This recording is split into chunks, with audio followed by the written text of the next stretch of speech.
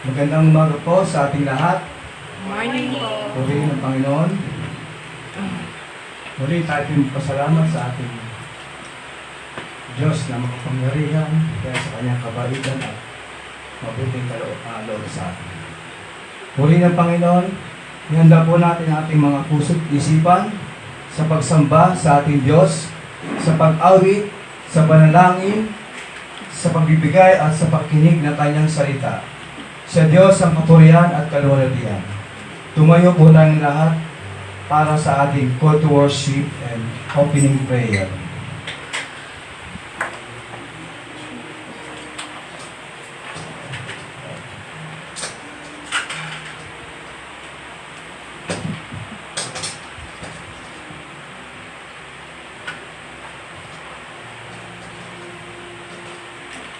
Psalm 33.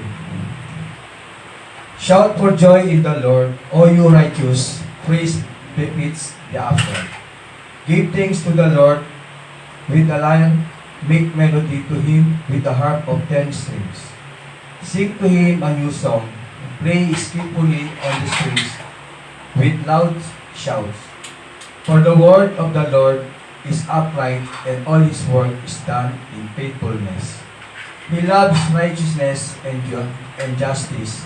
The earth is full of the steadfast love of the Lord.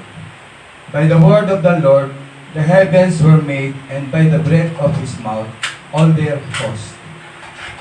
He gathers the waters of the sea as a heap. He puts the deeps in storehouses. Let all the earth fear the Lord. Let all the inhabitants of the world stand in awe of Him. For He spoke, and it came to be. He commanded, and it stood firm. The Lord brings the counsel of the nations to nothing. He frustrates the plans of the peoples. The counsel of the Lord stands forever, the plans of His heart to all generations. Blessed is His nation, whose God is the Lord, the people whom He has chosen as His heritage. The Lord looks down from heaven. He sees all the children of man. From where He is enthroned, He looks out on all the inhabitants of earth. He who fashions the hearts of them all and observes all their deeds. The king is not saved by his great army. A warrior is not delivered by his great strength. The war horse is a false hope for salvation, and by its great might it cannot rescue. Behold, the eye of the Lord is on those who fear Him, on those who have in His steadfast love, that He may deliver their soul from death and keep them alive in famine. Our soul waits for the Lord. He is our help and hardship.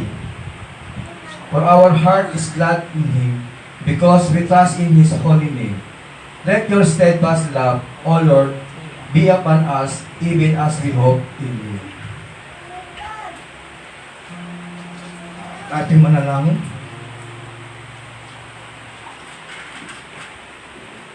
O Diyos namin makapangyarihan, salamat po sa umagang ito na kami ay nagkatipon-tipon muli upang magpuri at magpasalamat sa araw na ito.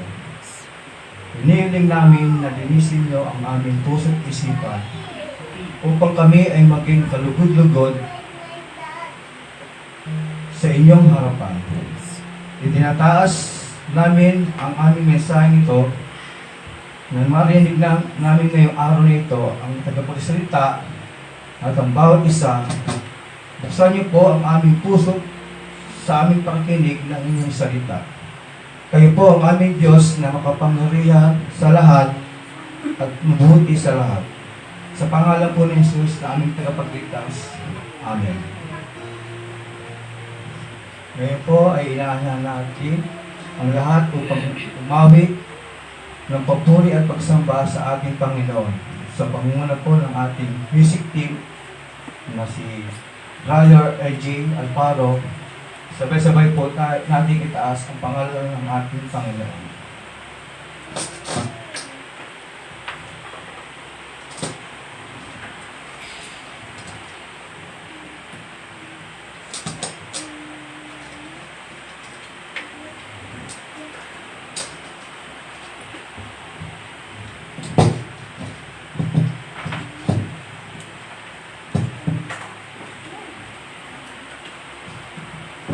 Morning po sa ating lahat. Morning. Psalm 33 verses 1 to 5 says, Shout for joy in the Lord, O you righteous. Praise befits the upright. Give thanks to the Lord with the lyre. Make melody to Him with the harp of 10 strings. Sing to Him a new song. Play skillfully on the strings with loud shouts. For the word of the Lord is upright, and all His work is done in faithfulness. He loves righteousness and justice. The earth is full of the steadfast love of the Lord. Hinihikayat ng mga awit ang mga mananampalataya na magsaya at umawit ng papuri sa Diyos dahil sa ginawa ng Panginoon para sa atin. Pasalamatan at itaas ang kanyang pangalan sapagkat ang salita ng Diyos ay katotohanan. Pinahayag nito na ang lahat ng gawain ng Diyos ay tapat.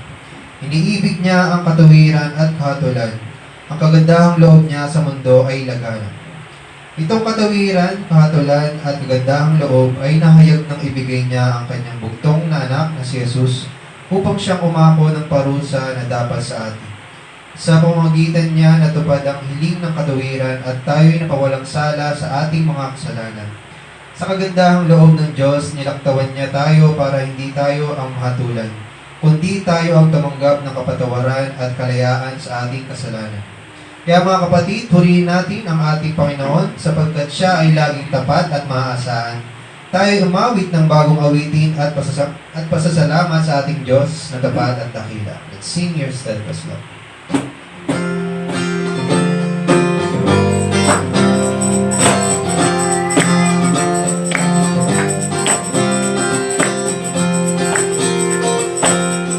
Your steadfast love stands to the heavens.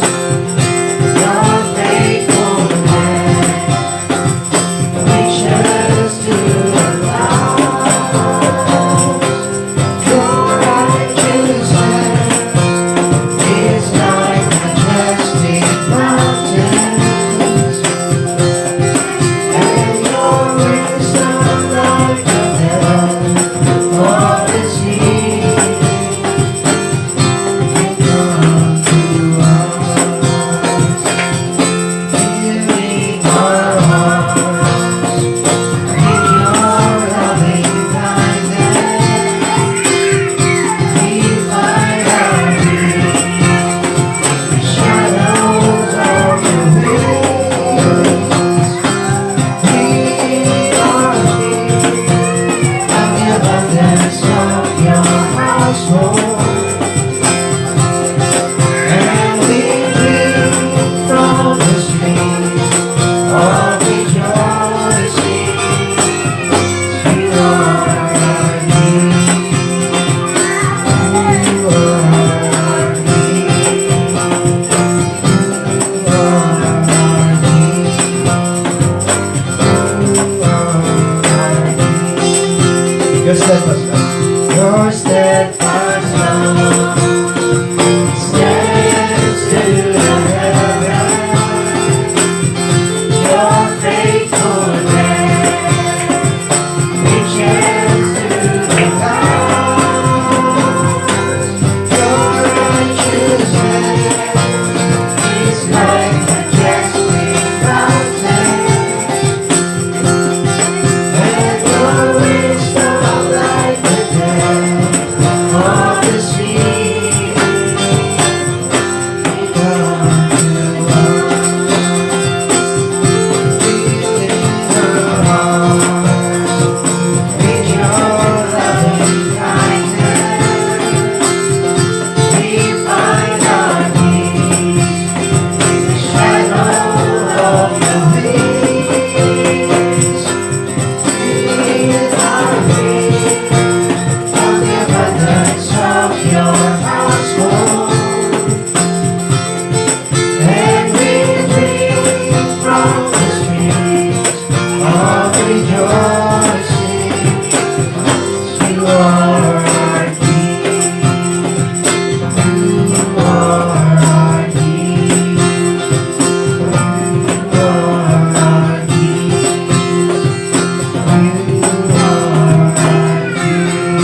You are our King.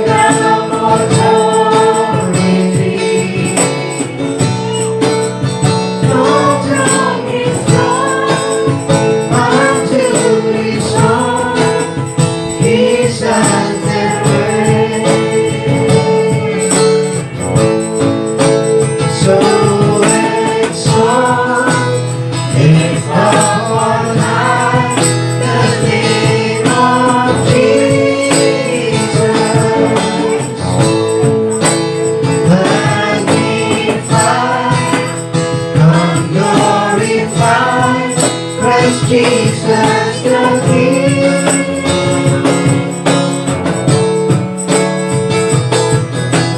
Majesty, worship His majesty. Jesus who died, now glorified, King of all kings. Jesus who died. Jesus who died, now glorified, King of all kings. Palakpakan natin ang ating Panginoon.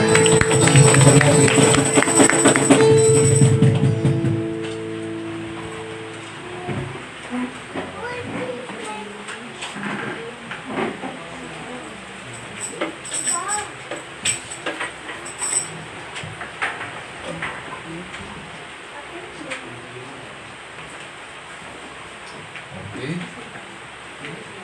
Good morning po. Dako naman po tayo sa ating pananalangin. Sige po, tigil po natin ang ating mga mata at tutulog po tayo sa ating Panginoon. Let's pray.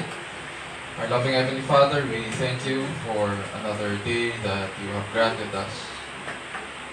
Salamat Panginoon at hindi pa po kami muli after another week. We thank you for strength, for provisions.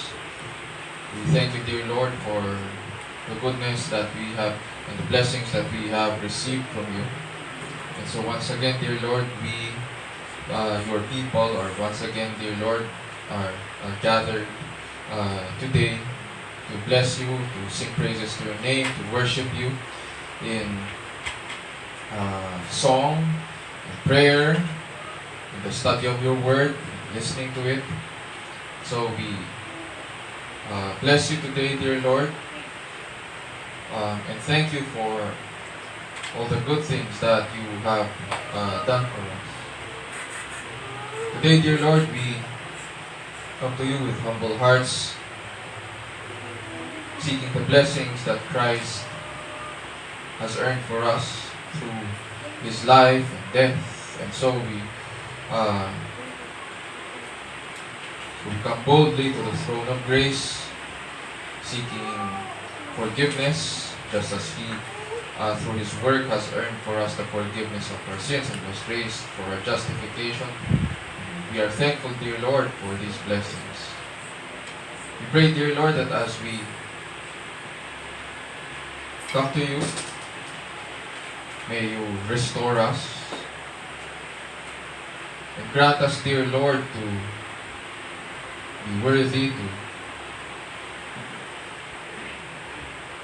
listen to you, and what you have to teach us, Panginoon, and reveal to us through your word. Dear Lord, we also pray for, we thank you, dear Lord, and pray for our ministry. Thank you, dear Lord, that through this we are able to teach and preach the gospel. We are able to go and make disciples. And so this is our heart's desire, dear Lord, as your people, as your church.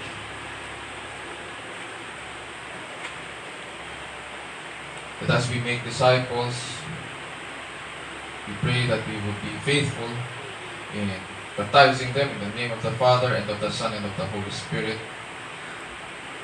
teaching them to obey all the things that you have commanded us to do, while holding on to the promise that you will be with us until the end of the age. And so grant, dear Lord, that we would be able to point our families to you, our children, our loved ones, mga students namin, and all whom you have placed under our care, especially, Panginoon, yung mga recently baptized as they go through trials, and young families, Panginoon, We pray that we would point one another to you. Oh, that we would take root in your word and that we would come to know you more. Dear Lord, we also pray for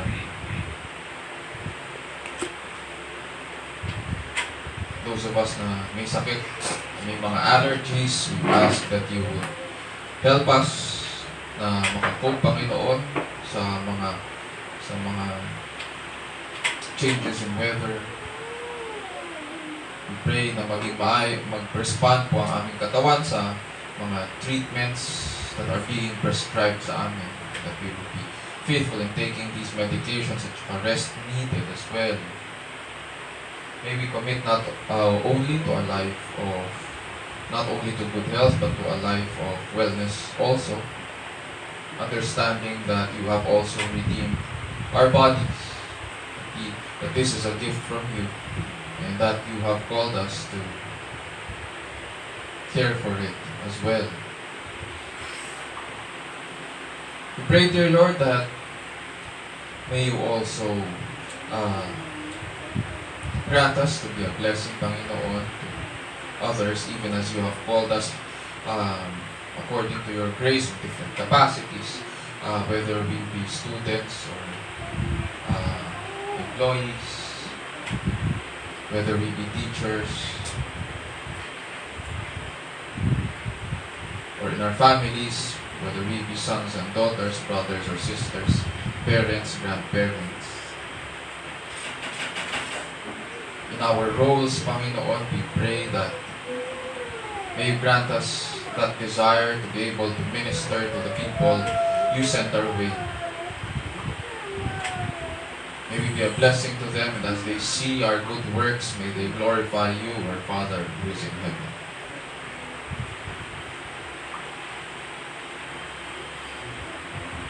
Dear Lord, we also thank you for the jobs that you have blessed us with, that through this we are able to provide for our families. As we are able, dear Lord, to enjoy these things that you have granted us, we pray that you would also place in our remembrance that you have also given us responsibilities to also, dear Lord, spiritually provide sa mga members ng aming families. And so may we also as you equip us, we pray that we would be faithful, Panginoon, in teaching one another also the treasures of your grace that is found in your Son, Jesus Christ.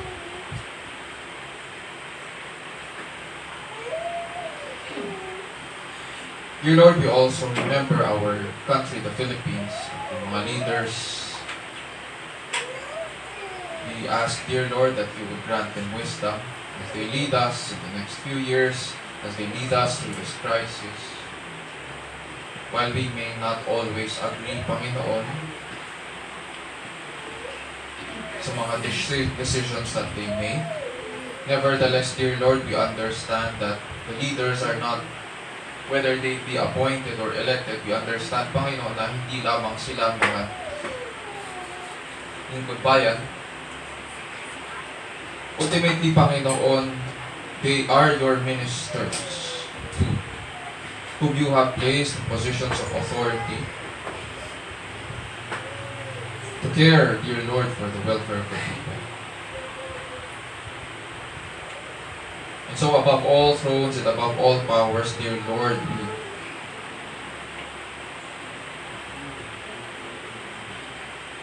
we see, Panginoon, that in spite of the confusion, the chaos in this world,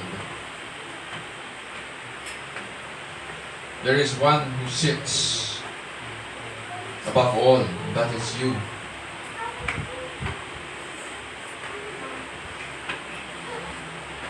And so we thank you, dear Lord, that you rule over all. You are righteous. You love righteousness and justice. So, dear Lord, we look forward to that day when your wisdom, dear Lord, and glory would be seen in all the earth. And all men will bow down and proclaim that Christ is Lord. So we are content, Panginoon, today that in the midst, Panginoon, of what is happening in our world, in this fallen world, we know that one day, dear Lord, you would make all things new. And so we pray that you would guide our leaders, for our brothers and sisters who continue, Panginoon, to teach in the halls of government, may you also bless them, so that the principles of your word, dear Lord, would be heard. And that it would also be seen, Panginoon, in how we conduct our transactions with one another. And that you would be honored, Panginoon, in all these things.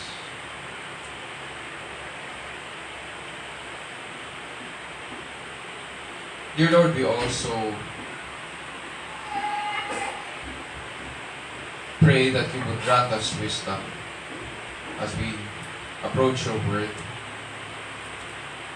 Grant us humble hearts, teachable hearts. Open the eyes, dear Lord, of your people, and our ears that we may see your beauty and hear your word. And as you speak to us, we pray, dear Lord, that you would change us and we would be changed. And this we pray in Jesus' name, our Lord and Savior. And all of God's people would say, Amen.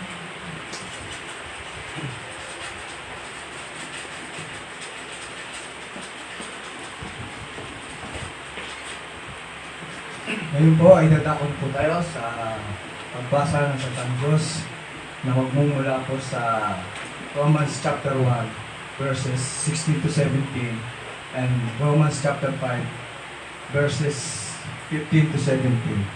Sa pangunguna po ng ating kapatid na si Jonah Fairbanks, tumayo po tayong lahat bilang paggalang sa salita ng Diyos.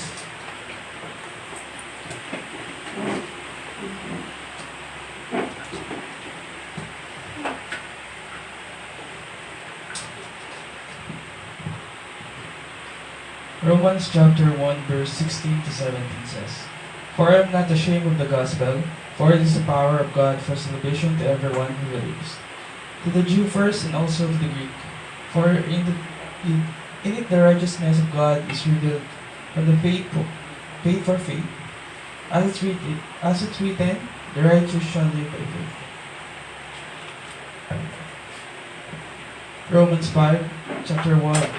Romans 5 verse 15 to 17 says, But the free gift is not like trespass, for many died through one man's trespass. Much more might have the grace of God and the free gift by the grace of that one man Jesus Christ abundant for many.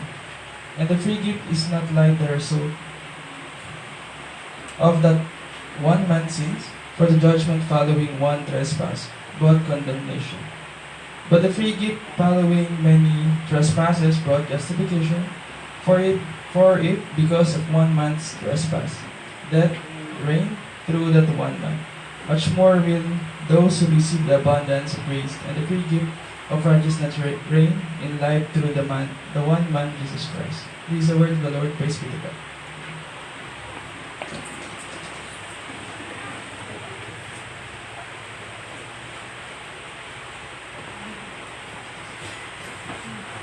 Tunay nga ang salita ng Diyos ay katotohanan at ito ay kanyang kinasiyan, nagtuturo ito ng katotohanan tungkol sa ating Diyos.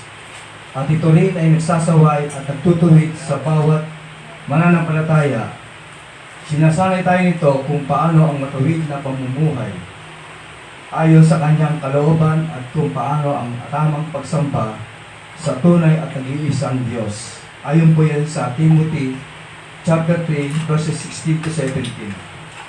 Ngayon po ay hatid sa atin ng ating pastor, Pastor Raymond Vencer, ang salita ng Diyos mula sa ating binasa sa Romans chapter 1, verses 16 to 17, and Romans chapter 5, verses 15 to 17. Nawa, ang banal na Espiritu ay siyang kumilos at tumulong sa atin sa araw na ito upang makita natin ang kagandahan at katakilaan ng kanyang salita.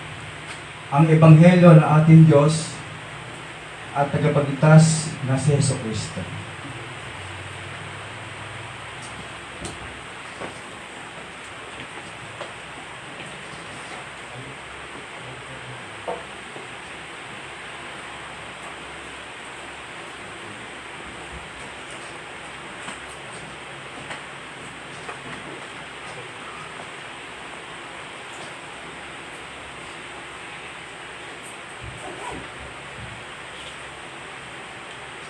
Okay, good morning. Morning.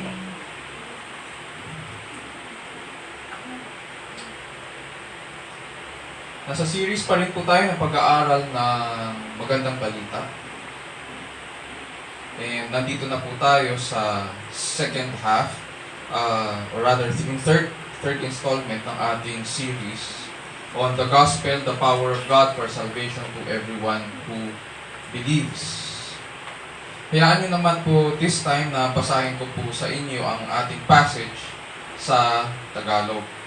At ganito po ang sinasabi: hindi ko ikinahihiya ang mabuting balita tungkol kay Kristo sapagkat ito ang kapangyarihan ng Diyos sa ikaliligtas ng bawat nananampalataya. Unay sa mga Hudyo at gayon din sa mga Griego.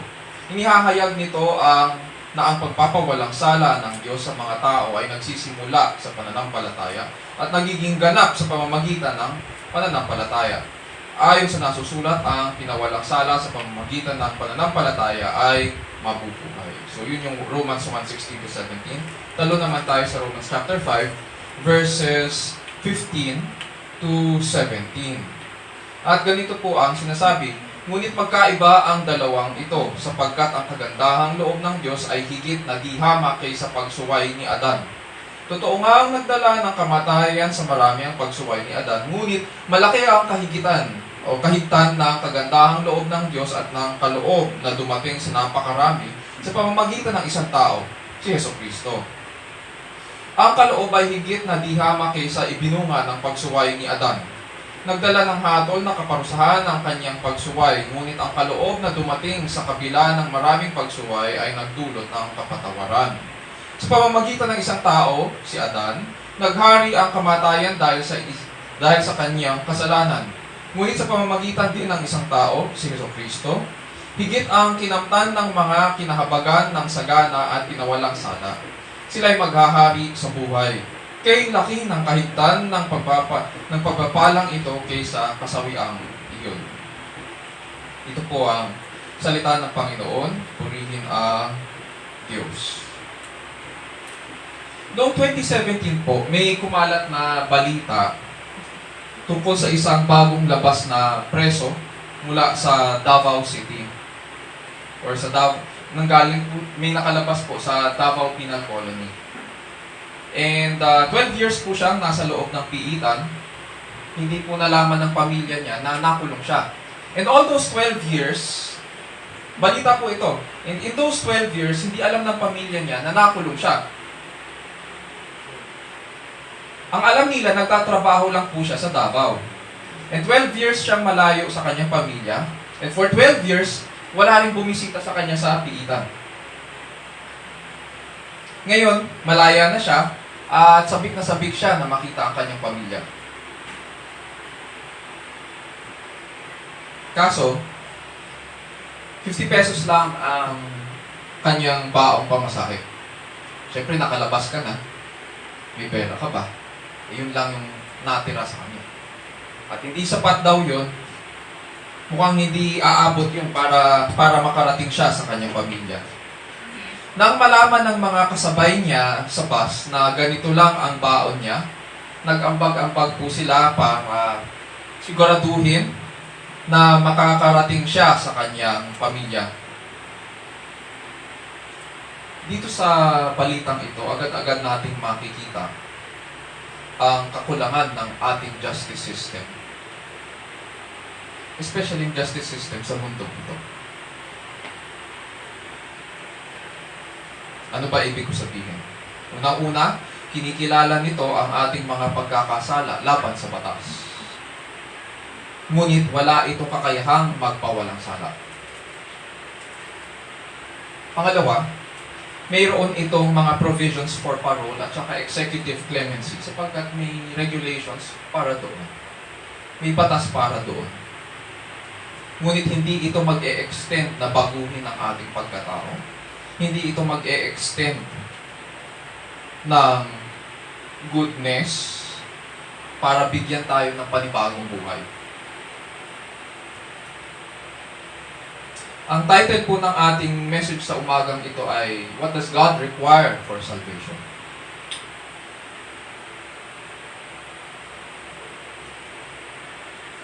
Mahalagang pag-aralan to sapagkat nanunuot sa ating pagkatao ang kasalanan. Bagamat nilalang po tayo ng Diyos sa kanyang larawan at wangis, nilalang tayo ng Diyos na walang kasalanan, when we look at our past, makikita po natin si Adan, ang ating ama sa laman, at kung paano tayo nahulog sa kasalanan. Yun ang pinapakita sa atin ng kasaysayan, kung gaano kalalim ang ating kasamaan. And when we look at the future of sinful man, kung hindi tayo magkakaroon ng pagbabago, there's only death and condemnation waiting for us. In the past, makikita natin yung ginawa ni Adan. In the future, ang makikita po natin ay ang kahatulan. Walang middle ground. Walang waiting, walang second chances. Ang sabi ng scriptures, For the wrath of God is revealed from heaven against all ungodliness and unrighteousness of men who suppress the truth in unrighteousness. So Romans 1:18 po yun. At syempre, for the wages of sin is death, but the free gift of God is eternal life in Christ Jesus our Lord. So Romans 6:23.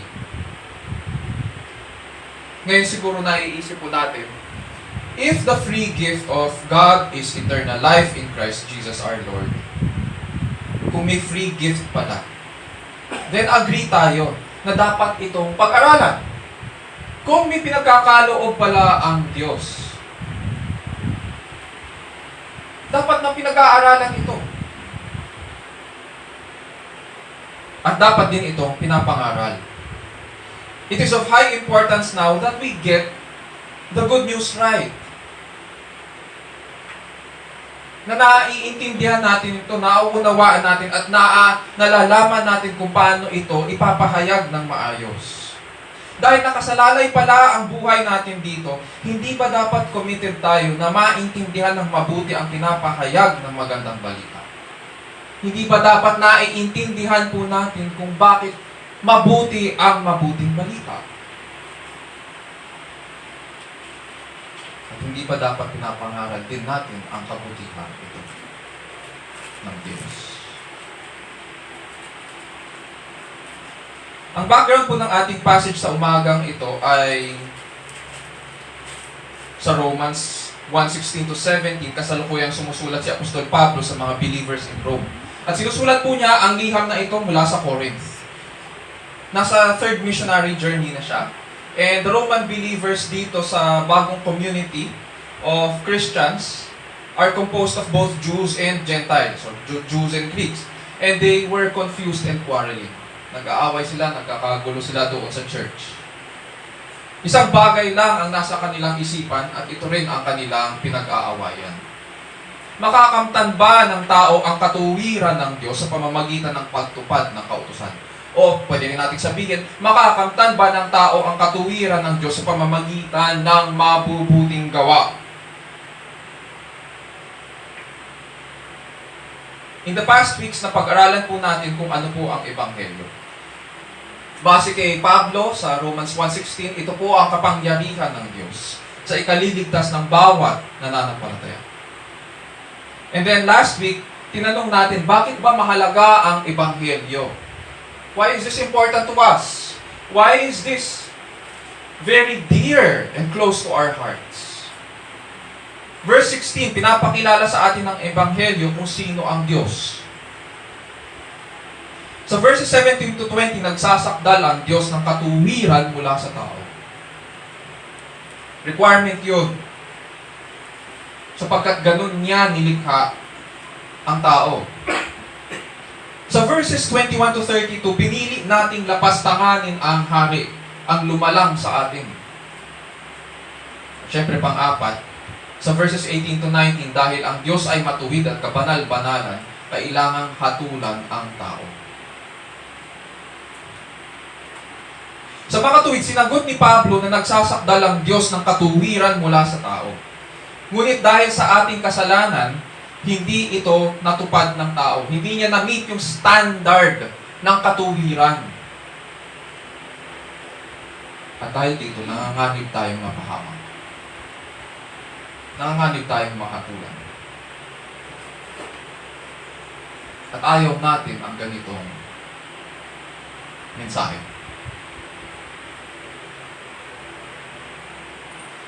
Sabi sa Romans 1:18, "For the wrath of God is revealed from heaven against all ungodliness and unrighteousness of men who suppress the truth in unrighteousness."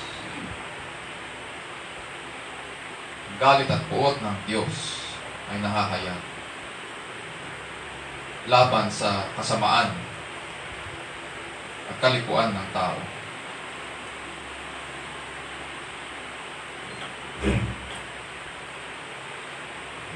Ngayon siguro na iisip natin, bakit tayo nanganganib? Ano ba yan? Bakit ba accountable tayo sa Diyos? Bakit tayo, ang buong sangkatauhan, ay nanganganib sa puot at galit ng Diyos? Sa verse 32, makikita po natin sa Romans 1:32, sabi dyan, although they knew the ordinance of God, alam natin kung ano yung utos. Alam natin kung ano ang mabuti. Sapagkat nilagay niya yun sa atin. Nilalang niya tayo sa kanyang larawan at wangis. At sinabi niya rin yun kay Adan. At binigay niya rin ang kautusan. Alam natin kung ano ang inuutos ng Diyos. Although they knew the ordinance of God, that those who practice such things are worthy of death, they not only do the same but also give hearty approval to those who practice them. Sa ating kasalanan, hinihikayat pa natin ang iba na magpatuloy at gumawa pa ng kalikuan at kasamaan. Tulad ng mga pinaggagawa natin. Hence, God's justice requires God's judgment on man.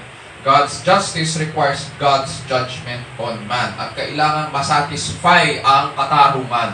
Hindi ba tayo, kapag tayo ay nagawan ng masama sa mundong ito, maririnig at makikita natin sa mga video, sa TV at sa social media, kapag may nangyari sa isang pamilya at may nakapag-violate sa kanila, ano ang laging sinisigaw nila? Katarungan! May pamantayan ang katarungan. At kailangan masatisfy yung requirement na yun. Ganun din dito. Na-violate ang character ng Diyos, na-violate ang kanyang kautusan, and therefore, kailangan masatisfy ngayon yung requirement ng katarungan. Kailangan masatisfy ito. At yun yung bad news dahil hindi natin kayang abutin ito. Hindi natin masasatisfy ang requirements because of our sins. At malamang sa malamang, iniisip po natin ngayon, kung ang Ebanghelyo, ang kapangyarihan ng Diyos sa ikaliligtas, ano itong good news na ito? Diba? Yan po ang magiging focus natin. Yung good news. So brothers, sisters, and friends, as we gather around God's Word, nawa ma-appreciate po natin sa kabila ng ating pinagdadaanan ang katapatan at kagandahang loob ng Diyos. Panalangin ko po na matagpuan po natin siya sa kanyang salita at makilala na siya ay matuwid at mabuti. Upang makatugon tayo ng maayos sa pagsamba sa harapan ng Diyos habang nabubuhay sa ilalim ng kapangyarihan ng Diyos at para sa kalwalhatian ng ating dakilang Diyos. What does God require for salvation? May pamantayan. Ano ngayon ang requirement? May pamantayan sa righteousness. Ano ang requirement doon? At sa salvation, may requirement din. Ano yun? Punta tayo sa verse 16 and 17. Buksan po natin ang ating mga Bibles at basahin po natin ang scripture. Ganito po ang sinasabi sa verses 16 to 17. For I am not ashamed of the gospel, for it is the power of God for salvation to everyone who believes, to the Jew first, and also to the Greek. For in it the righteousness of God is revealed from faith to faith, as it is written, but the righteous man shall live by faith. Dito sa verse 17, pagkatapos sabihin ni Pablo na hindi niya ikinahihiya ang ebanghelyo, sinasabi niya usapan dito ay ang mga mananampalataya. Ang mga na kay Kristo. Bakit ito ang nakaliligtas sa kanila? Sabi diyan, sapagkat dito ang katuwiran ng Diyos ay nakakayag mula sa pananampalataya hanggang sa pananampalataya. Marami po sa atin kapag binabasa ang passage na ito, ganito po ang pagkakaintindi natin. Verse 16, for I am not ashamed of the gospel, for it is the power of God for salvation to everyone who believes, to the Jew first and also to the Greek. Tapos pagdating sa verse 17, for in it the love of God is revealed from faith to faith. Yun ang pagkakaintindi natin sa gospel. Ang basa natin, for in it the love of God is revealed. Pansin po natin dyan, hindi sinabi ni Pablo, for in it the love of God is revealed. Ang sinabi niya, for in it the righteousness of God is revealed. But kung may Bibles tayo, underline po natin. Kung meron tayo sa mga pads natin at saka cellphones, i-highlight natin yun. For in it the righteousness of God is revealed from faith to faith. Does it say love of God? No. And yet namihasa tayo na ganun. What does it say dyan? The righteousness of God is revealed. At itong righteousness na ito ang nakaliligtas. Ang katuwiran ng Diyos na nakakayag sa Ebanghelyo ang ating ikaliligtas. Ang katuwiran niya ang paraan para makaiwas tayo sa kahatulan at kapahamakan. Sa mga tuwid ngayon, maiintindihan natin yung both sides ngayon ng justice ng Panginoon. Last week na pag-aralan natin that His justice demands the judgment and condemnation of all sinners. Ngayon naman, na pag-aaralan natin ay yung other side of His justice or yung righteousness, na ang requirement dito is the justification of all redeemed. Ang Diyos natin ay hukom at hinahatulan niya ang lahat ng makasalanan. Kaya ngayon yung bad news. At ang good news naman ay nagpapawalang sala siya ng mga nananampalataya kay Kristo. Noong bago po akong mananampalataya, ganito po yung attitude ko. At siguro ganito rin ang attitude ng ilan sa atin. Naintindihan ko na mahirap pag-aralan ang mga iba't ibang doktrina. At mamayang hapon, pag-aaralan natin ng mas malalim pa ang katuruan ng scriptures ukol sa kaligtasan. At itong pinag-aaralan natin ngayon ay isang bahagi lang ng ating pag-aaralan mamaya. Noong bago po ako mananampalataya, ganito po ang attitude ko sa pag-aaral ng scriptures. Tingin ko okay na ako para maintindihan ko na pinatawad ako sa aking kasalanan. Tingin ko okay na malaman ko na si Kristo ay namatay para sa akin. Sapat na yun. Ngunit habang pinag-aaralan ko ang mga katuruan tungkol sa biyaya ng Diyos, sa lalim nito at lawak nito, doon ako nagkaroon ng appreciation at doon ko lamang din naintindihan na napakaganda pala nito.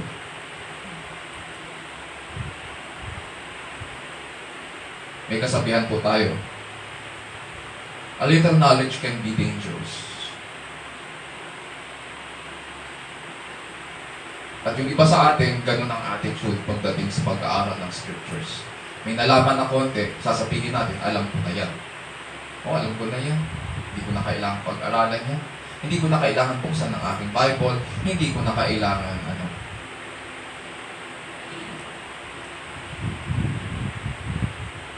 Pero hindi. We are encouraged to find comfort. We are encouraged as we are also corrected to find yung wisdom natin sa kasulatan para maintindihan natin kung bakit napakaganda nito. Which leads us dito sa question na ito. Hindi kaya dahil sa attitude natin na ganyan, that is the reason kung bakit hindi rin tayo makapag-minister ng maayos sa ating mga loved ones. It is because of our foolishness.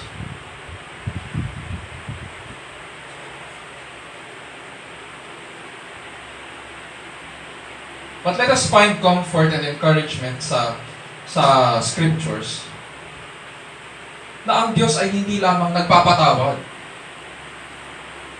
Sabi niya, I will remember your sins no more. Sa Hebrews 8:12, Hebrews 10:17. Nagpapawalang sala din po siya. Magkaiba po ang pagpapawalang sala sa pagpapatawad.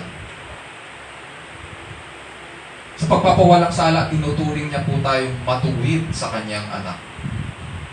Ayon sa katuwiran ni Kristo.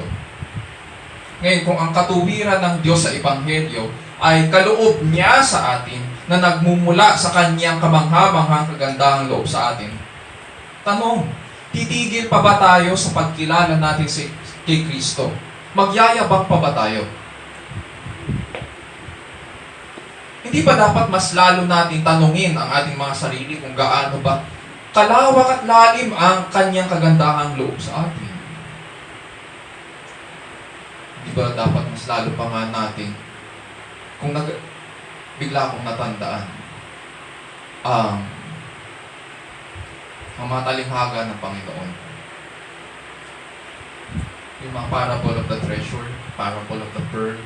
Kung alam mo ang halaga ng isang bagay, at alam mo mahalaga yun, at biglang nawala, hindi ba hahanapin mo yun?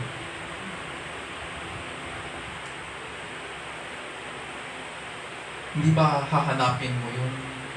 Hindi ba gagawin mo ang lahat para makamtan yun?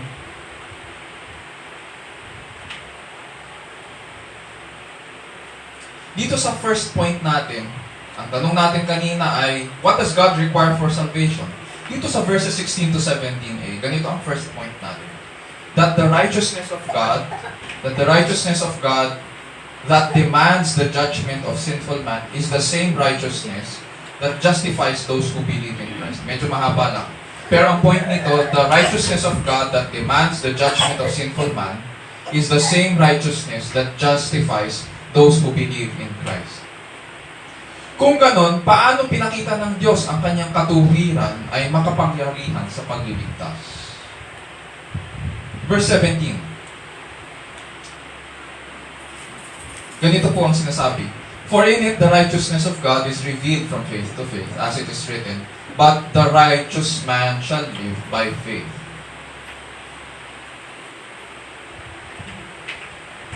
But the righteous man shall live by faith. Coming from the bad news, pag binasa natin itong requirement ng Diyos, for in it the righteousness of God is revealed from faith to faith, as it is written, but the righteous man shall live by faith. Bad news ito sa atin.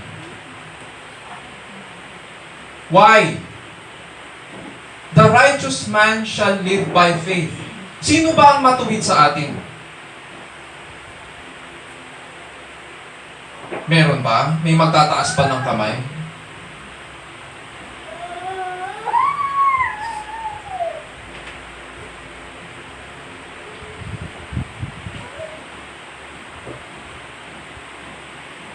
Sige, hintayin natin siya.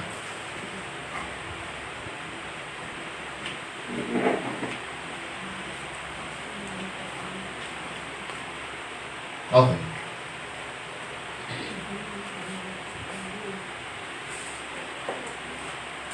Yun yung pamantayan. The righteous man shall live by faith. Pero ang tanong, kung pamantayan ito, paano ito mamingin?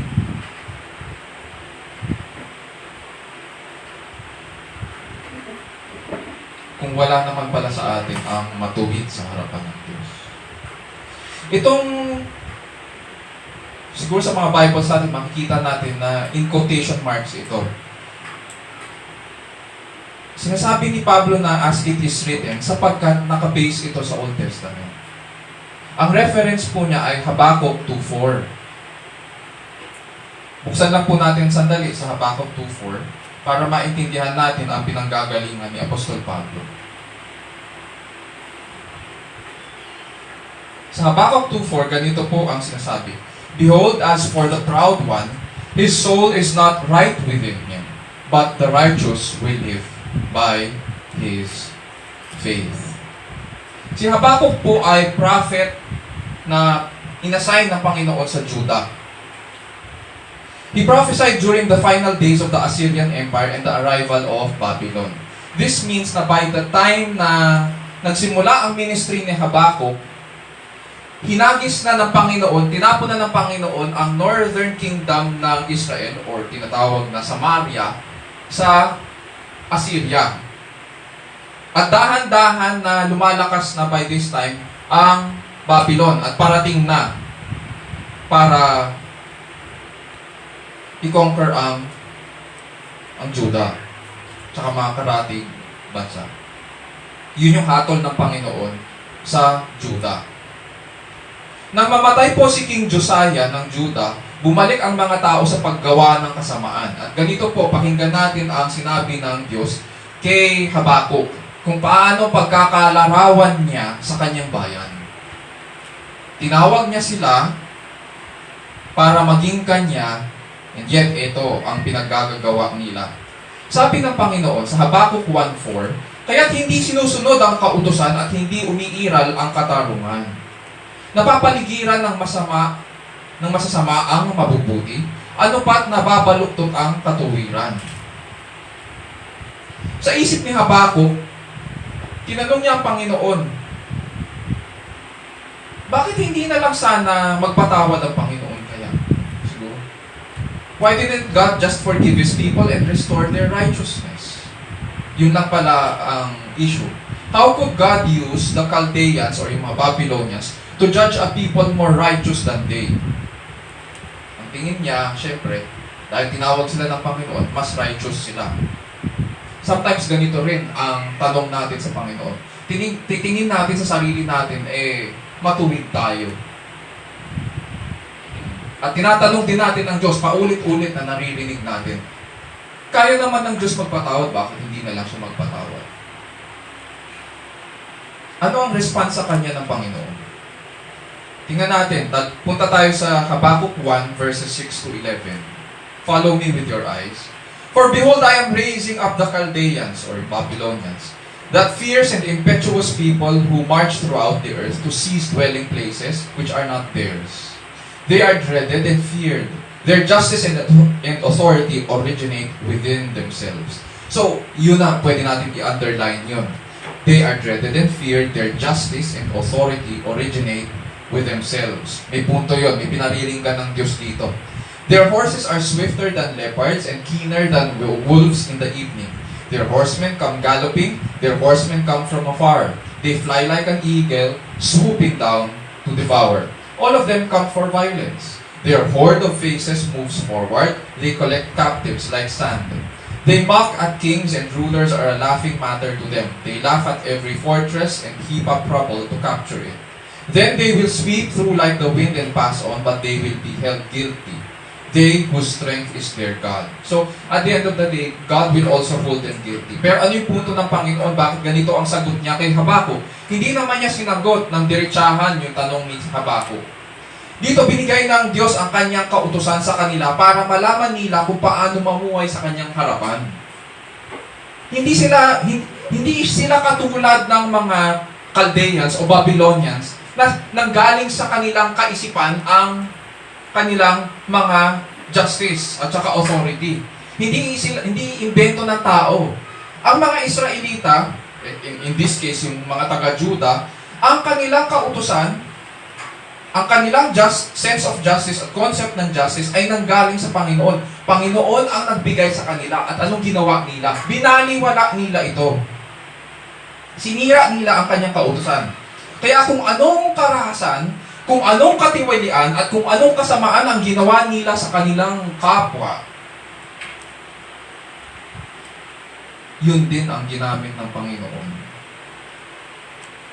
na pamatayan sa kanila. Siya rin ang padadala ng Panginoon sa kanila. Yun yung hatol.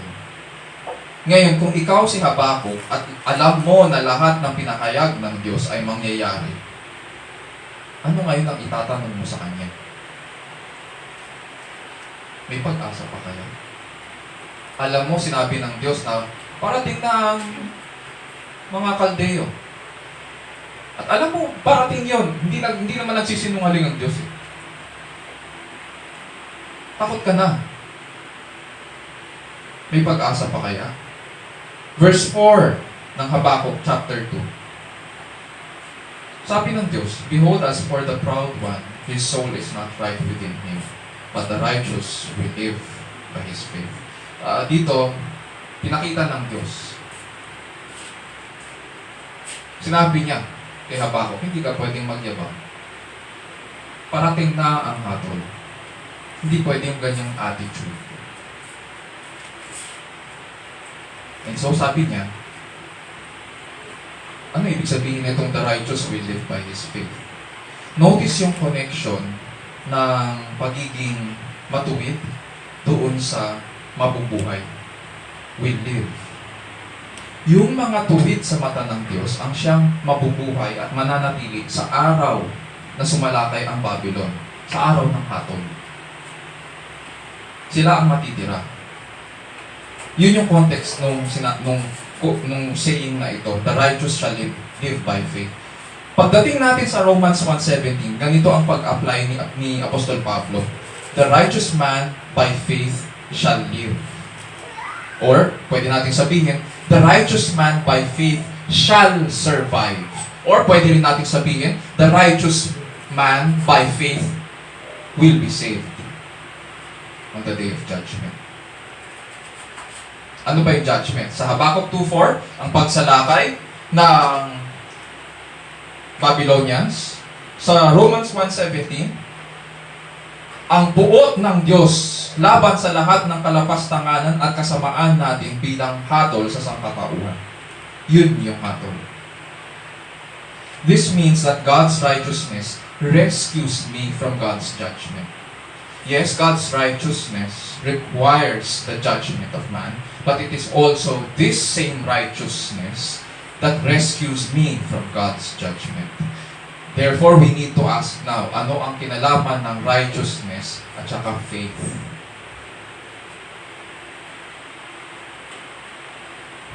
May pamantayan ng Diyos. Hindi pwedeng pinipilit natin yung gusto natin. Punta tayo ngayon sa Romans 5:15-17 sa binasa natin kanina.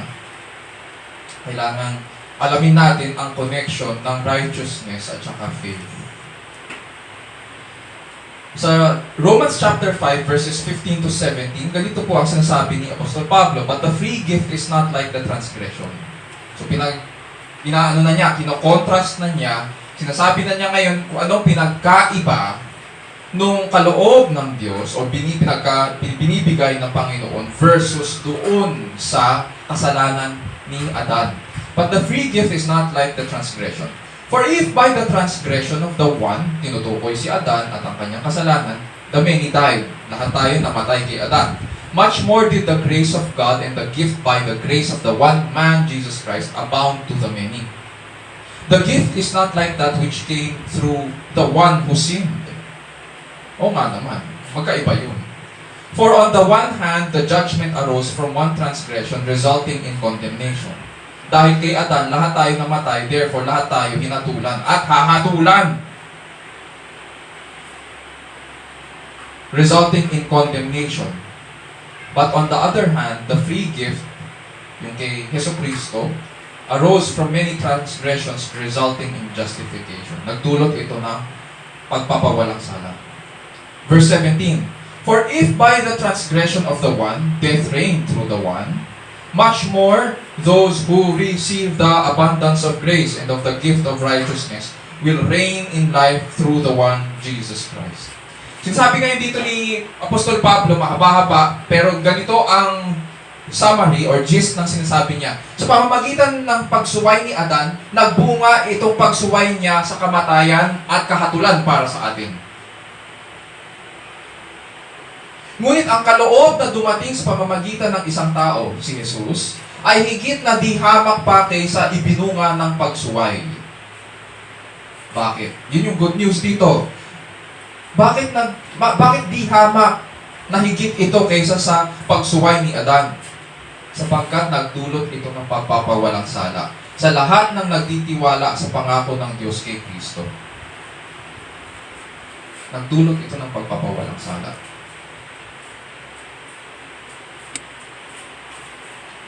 Pakinggan muna natin yung mga saints in history. Gusto kong pakinggan nyo ang church father na ito, si Clement of Rome.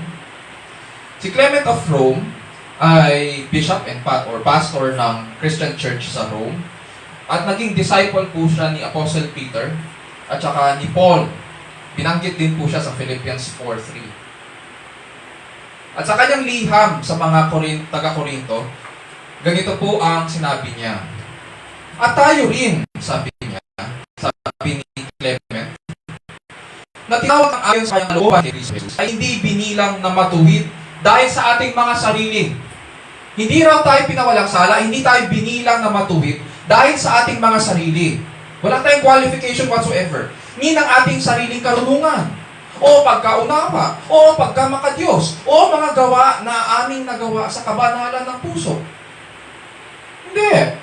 Hindi ka pinawawalang sala dahil merong qualification sa iyo, dahil mabuti kang tao, dahil mabuti ang iyong isipan o kalooban, o dahil mahusay ka, o marunong ka sumunod sa kautusan, o makadiyos ka. Hindi daw.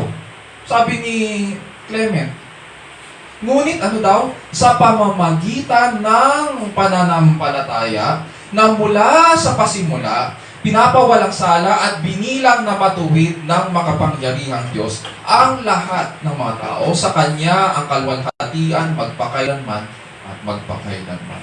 Amen. Sabi yon ni Clement of Rome, as early as, sabihin natin mga around 96 AD. Pagdating po ng 16th century, iba na po ang tinuturo ng Roman Catholic Church. Luminis na sila sa paniniwala ng mga apostol at church fathers. Dahil naniniwala sila na minana ng tao ang kasalanan ni Adan, ang biyaya ng pagpapawalang sala raw ay sacramentally na sinasalin. So parang binubuhos yan sa ating kaluluwa na tumanggap sa pamamagitan ng bautismo. So itong kabanalan ng Diyos, itong katuwirang ito ay binubuhos sa ating kaluluwa sa pamamagitan ng bautismo. At para maging totoo ito sa buhay ng tumanggap, kailangang makipag-cooperate daw tayo sa Diyos. Kailangang may cooperation tayo sa pamamagitan ng ating gawa. Ang nangyayari po, ang baptism ang nagiging instrumental cause or tool ng pagpapawalang sala. Imbis ang pananampalataya. Ang tinuro ng mga apostol at ang tinuro ng mga church fathers ay sa pamamagitan ng pananampalataya. Pero anong tinuturo ng Roman Catholic Church? Sa pamamagitan ng gawa. Kailangan ng Diyos ang tulong natin para mapawalang sala tayo. Para maging totoo ito sa ating buhay. Kailangan sabayan natin ito ng works. Kailangan daw makipag-cooperate tayo sa Diyos. Sa doctrine of justification by faith, ito ang basically ang definition ng justification by faith. Ito ay one-time na gawain ng Diyos lamang. Hindi ito cooperation, hindi ito pagtutulungan ng tao at Diyos. Tayo po ang makasalanan. Tayo nangangailangan ng tulong. And therefore, hindi tatanggapin ng Diyos ang kahit anong gawa natin sa kanyang harapan. Wala tayong maiaambag kundi ang ating kasalanan. Sabi kanina ni Clement, kahit maka-Diyos ka pa, wala kang maiaambag doon.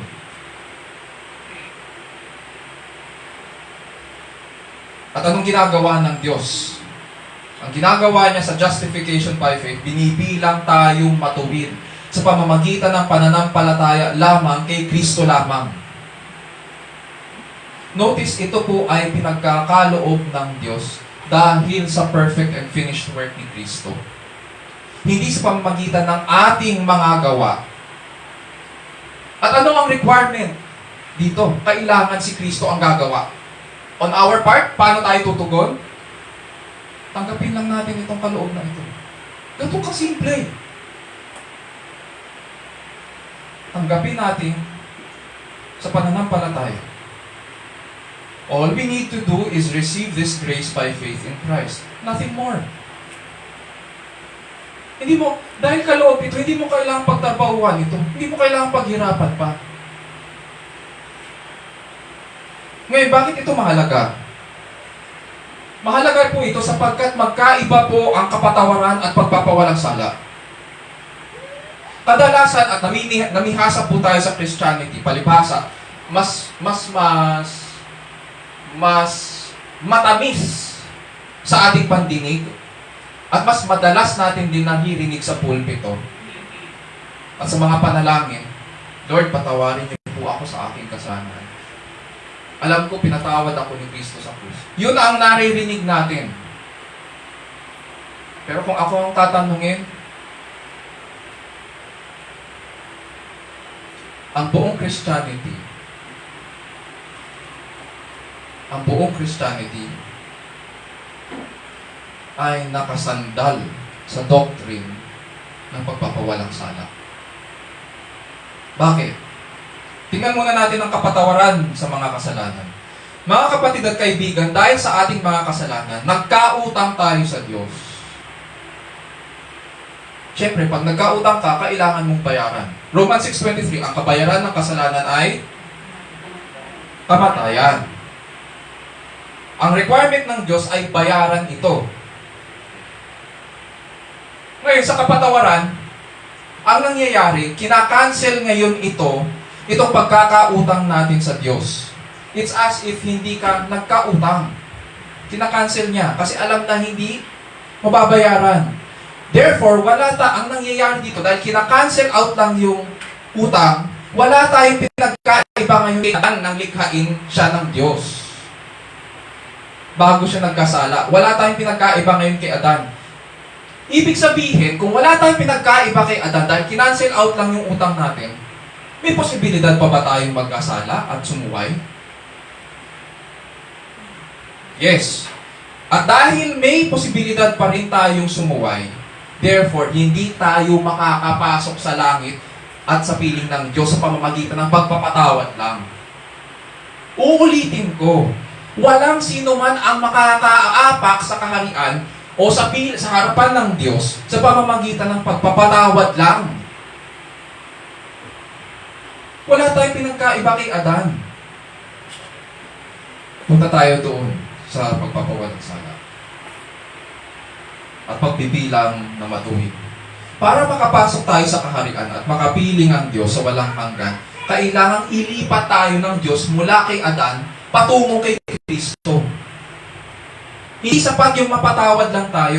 Kaya nga sabi ko, napakaganda ng Ebanghelyo at kailangan pinag-aaralan ito. Kailangang ilipat tayo ng Ama mula kay Adan patungo sa kanyang anak na si Kristo. Dahil naging tapat hanggang kamatayan si Kristo. Alam naman natin yun. Philippians, di ba? Book of Philippians. Naging tapat si Kristo hanggang kamatayan. Nalugod ngayon ng Diyos. Sa kanyang kagandahang loob, ibinibilang niya ngayon kung ano yung katuwiran ni Kristo, ibinibilang niya ngayon ito sa atin, sa lahat ng mga hinirang kay Kristo, sa kanyang anak. Dahil sa katuwiran ni Kristo sa kanyang buhay, nakamtan niya para sa atin ang panibagong pagkatao. Kaya nga ang tawag sa atin ay mga na kay Kristo. Ang kanyang katuwiran ang maghahatid sa atin para makapasok tayo sa langit at makapiling ang Diyos. Diba sabi nga ni Kristo, no man can come to the Father except me. Maliwanag. Kaya kailangan ilipat tayo kay Kristo. At the present time, wala na tayo sa kapangyarihan ng kasalanan. Hindi tayo alipin nito dahil sa ginawa ni Kristo. Hindi na natin kailangan mabuhay upang sundin ang ating mga masasamang pita sapagkat malaya na tayong mabuhay para kay Kristo. Ang kailangan natin ay katuwiran ni Kristo. Lahat tayo na kay Kristo ay natanggap ang kasaganaan ng biyayang ito sa pamamagitan ng pananampalataya. Sabi sa Romans 5:1 and 2, therefore, having been justified by faith, we have peace with God through our Lord Jesus Christ. Justified by faith. Through whom also we have obtained our introduction by faith into this grace in which we stand and we exalt in hope of the glory of God. Sa makatuwid, ano relationship ngayon itong righteousness at saka faith? Faith receives the abundance of grace and the gift of righteousness of the one man, Christ Jesus. At dahil sa pananampalataya kay Kristo, tayo ngayon ay ibinibilang ng Diyos na matuwid sa Kanyang harapan. Kapag tumitingin sa atin ang Diyos Ama, ang nakikita niya ngayon ay si Kristo, ang Kanyang anak. Which leads us sa second point natin. Sa verse 17b, ito yung second point. That those who believe in Christ are justified by faith. That those who believe in Christ are justified by faith. Pinawalang sala tayo at binilang na matuwid kay Kristo sa pamamagitan ng pananampalataya kay Kristo. And it leads us doon sa third point naman, sa verse 17c.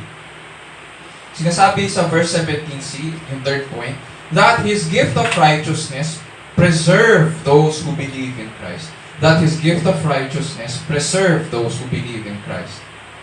Sabi sa verse 17, for in it the righteousness of God is revealed from faith to faith. As is written, but the righteous man shall live by faith. Ang sinabi ni Pablo dyan, notice, nakayag ang katuwiran ng Diyos. Mula sa ano daw? Pananampalataya hanggang sa pananampalataya. From faith to faith. Sa ibang versions, English versions, ang ginamit from first to last. Ano kaya ang ibig niya sabihin ito? Pagkatapos po natin makapagsimula sa panibagong buhay dahil sa katuwiran ng Diyos kay Jesucristo, hindi po tayo nagpapatuloy ayon sa sarili nating gawa. Hindi rin po tayo nagpapatuloy ayon sa ating kakayahan. Hindi rin po tayo nagpapatuloy ayon sa ating katalinuhan. Hindi rin po tayo nagpapatuloy ayon sa mga activities natin sa church. Hindi po. Nagpapatuloy tayo at nakakapagpatuloy po tayo dahil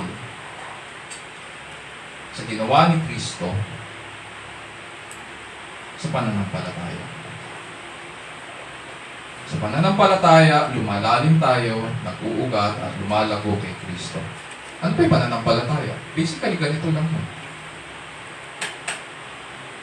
May kaloob ang Diyos at ang kayang gawin ng tunay na pananampalataya ay tanggapin ito. Hindi marunong tumanggi ang pananampalataya. Tatanggapin niya ito. Magpapasalamat, magpapakumbaba. Yun lang. Tumutugon ng maayos. Hindi lamang ako binibilang na matuwid ng katuwiran ng Diyos. Iniingatan din po tayo nito para manatili kay Kristo hanggang huli. Sabi ni Pablo dyan, the righteousness of God is revealed from faith to faith. Sa iba, from first to last. As it is written, the righteous man shall live by faith. Ang katuwiran ng Diyos ay malayo-malayo po sa justice system natin sa mundong ito. Tulad ng 50 pesos na nasa kamay ng preso doon sa kwento kanina, alam ng Diyos na hindi sapat ang ating mga gawa, ang ating mga kakayahan, o ang ating katalinuhan o kung ano man ang ating pinagyayabang pa, hindi yun sapat para itawid tayo sa walang hanggan. Diyos ang gumawa ng paraan. Kaya nga siya good news. Mga kapatid at kaibigan, ito po ngayon ang sinasabi sa good news. Pinahayag ng Diyos ang hiling ng kanyang katuwiran na lahat ng tumanggap ng umaapaw na kagandahang loob ng Diyos ay pinawalang sala sa pamamagitan ng pananampalataya lamang kay Kristo. By faith alone, in Christ alone. Dahil si Kristo ang naging tapat hanggang kamatayan, namatay para sa ating mga kasalanan at muling nabuhay upang ingatan tayo at dalhin sa kanyang sarili sa walang hanggan. In other words, God's gift of righteousness, itong gift of righteousness na binabanggit ni Pablo na paulit-ulit, ay walang iba kundi ang Panginoong Jesus. Mga kapatid, let us find our comfort and assurance in the reality that God is just and He is also the justifier of His people. Ang kagandahan ng magandang balita ay hindi makikita sa ating katalinuhan, hindi makikita sa ating kakayahan, hindi rin makikita sa ating mga gawa. Ang kagandahan ng Ebanghelyo ay makikita kay Kristo at sa kanyang sapat at ganap na gawa. Hindi sa ating pagtupad ng kautusan o ating mga gawa. Uulitin ko, hindi po yan makikita sa ating pagtupad ng kautusan o ating mga gawa, kundi sa sapat at ganap na gawa ni Kristo. Maging panatag tayo sa Kanya. Ang Kanyang katuwiran ang maghahatid sa atin para makarating tayo sa piling niya. It is Christ's righteousness alone that God requires for our salvation, which we ought to receive by faith alone. That is what God requires for salvation. Isa puso natin ang mga bagay na ito. Iukod po natin ang ating sarili sa tapat at matuwid na Panginoon. Tayo na lang. Dear Lord, we thank you for your word. Thank you for your correction. Thank you for confronting us, Panginoon.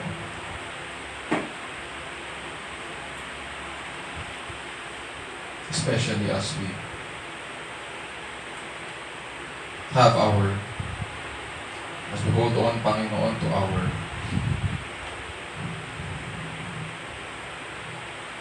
mga attitudes namin at mga sarili-sariling mga definitions.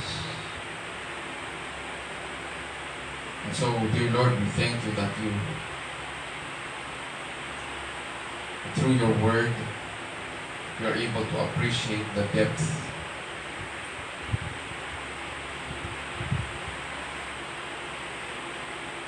of your work for our salvation. We thank you, dear Lord, that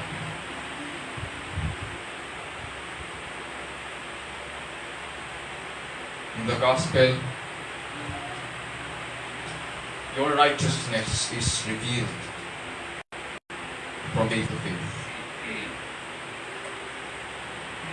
And because of this, dear Lord, we are able to lift up our eyes and see the beauty, dear Lord, of what you have accomplished for us. Sinners, dear Lord, as we are, in your grace,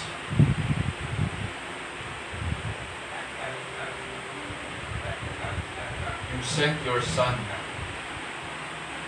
to fulfill all the requirements that we could never and that we could not fulfill.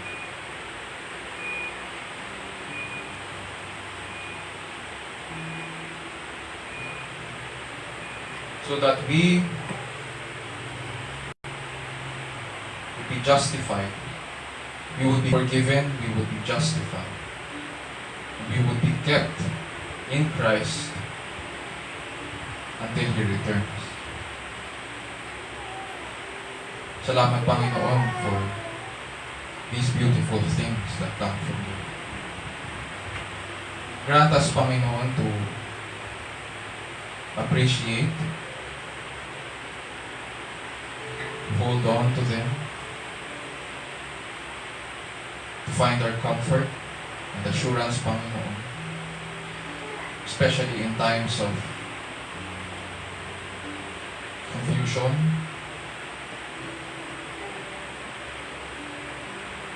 may we find our strength, Panginoon, in these.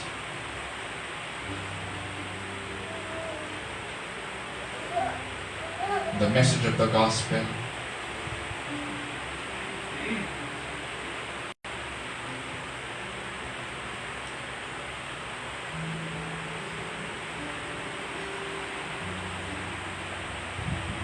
So we pray, dear Lord, that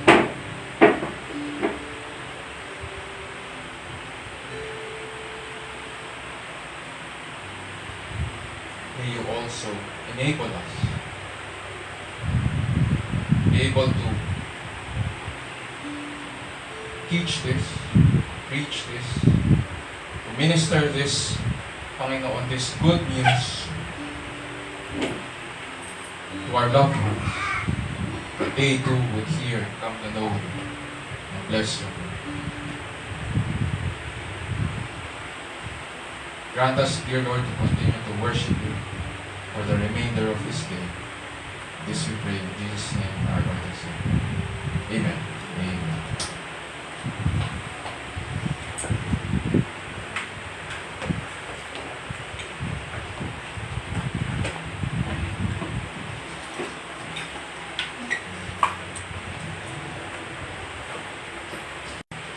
Ito ay dadakot po tayo sa Ministry of Tithes and Offering. Ayon po sa 2 Corinthians chapter 1 verses 1 to 9. We want you to know, brothers, about the grace of God that has been given among the churches of Macedonia. For in a severe test of affliction, their abundance of joy and their extreme poverty have overflowed in a wealth of generosity on their part. For they gave according to their means, as I can testify, and beyond their means of their own accord, begging us earnestly for the favor of taking part in the relief of the saints. And this not as we expected, but they gave themselves first to the Lord and then by the will of God to us. Accordingly, we urge Titus that as he had started, so he should complete among you this act of grace. But as you excel in everything in faith, in speech, in knowledge, in all earnestness, and in our love for you, see that you excel in this act of grace also. I say this not as a command, but to prove by the earnestness of others that your love also is genuine.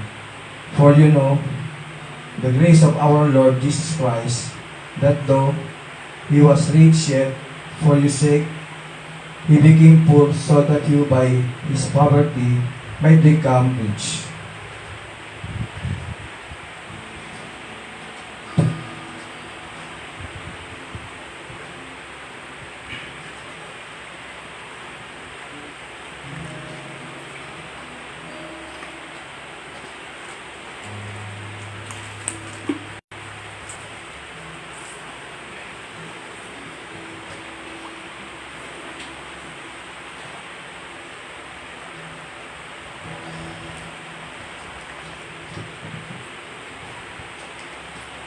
Kahit po tumayo, sabi ko lang. Praise God from whom all blessings flow. Praise Him, all creatures here below. Praise Him above the heavenly hosts. Praise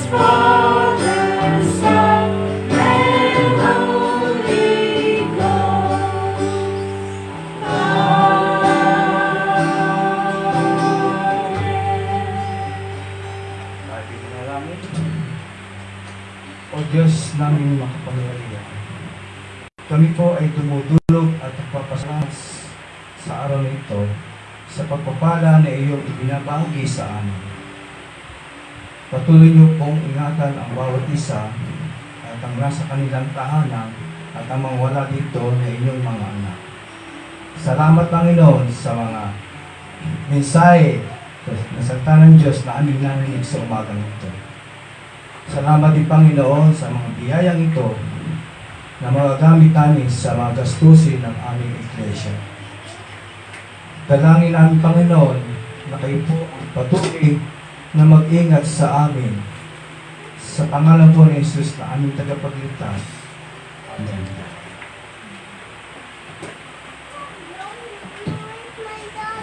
Mariniti po tayong tayo para po sa benediction po sa inyo.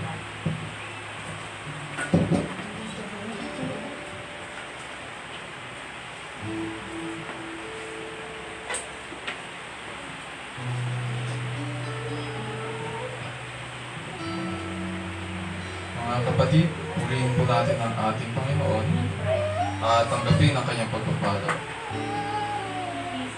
Now to him who is able to strengthen you according to my gospel, to the preaching of Jesus Christ, according to the revelation of the mystery that was kept secret for long ages past, but has now been disclosed and through the prophetic writings has been made known to all the nations, according to the command of the eternal God, to bring about obedience of faith. To the only wise God be glory forevermore through Jesus Christ. Amen.